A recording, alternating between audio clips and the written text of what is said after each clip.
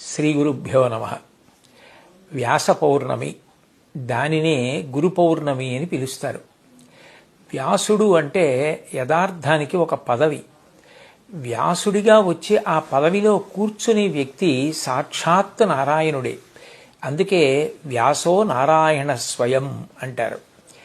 వ్యాస పదవిలోకి వచ్చి కూర్చునేటటువంటి నారాయణుడు ప్రతి యుగంలో ఆయా వ్యక్తుల యొక్క ఆయుర్దాయాన్ని దృష్టిలో పెట్టుకుని వేద విభాగం చేస్తూ ఉంటాడు.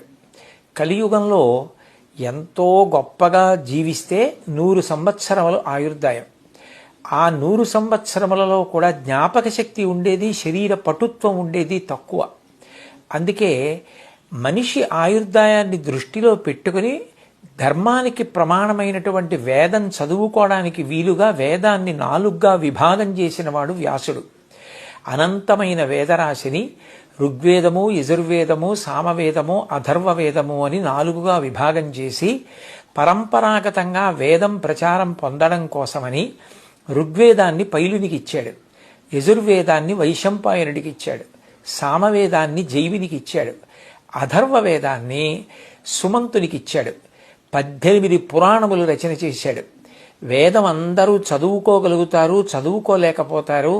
పౌరాణిక వాంగ్మయం అయితే ధర్మాన్ని అనుష్ఠించిన వాళ్ళు ఎంత ఉత్తమగతులు పొందారో భూతద్దంలో పెట్టి కథల రూపంలో చూపిస్తుంది. కాబట్టి అవగతం చేసుకోవడం తేలికవుతుందన్న ఉద్దేశ్యంతో 18 పురాణములను వ్యాస భగవానుడే ఇచ్చాడు.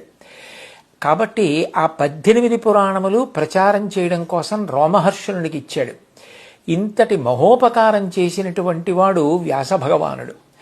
అందరూ వేదాంతర్గతమైన ధర్మాన్ని చదువుకోగలుగుతారు, చదువుకోలేకపోతారు, తెలుసుకోగలుగుతారు, తెలుసుకోలేకపోతారు.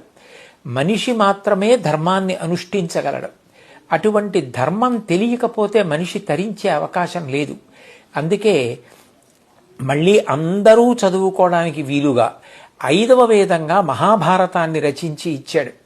అందుకే ఈ వ్యాస పౌర్ణిమ నాడు వ్యాస భగవానుణ్ణి మనసులో స్మరించి అందరూ కూడా ఆయన చేసిన మహోపకారానికి తిరిగి ప్రత్యుపకారం చెయ్యగలిగిన వాళ్ళం కాదు కాబట్టి ఆయనని గురువుగా నమస్కారం చేస్తారు.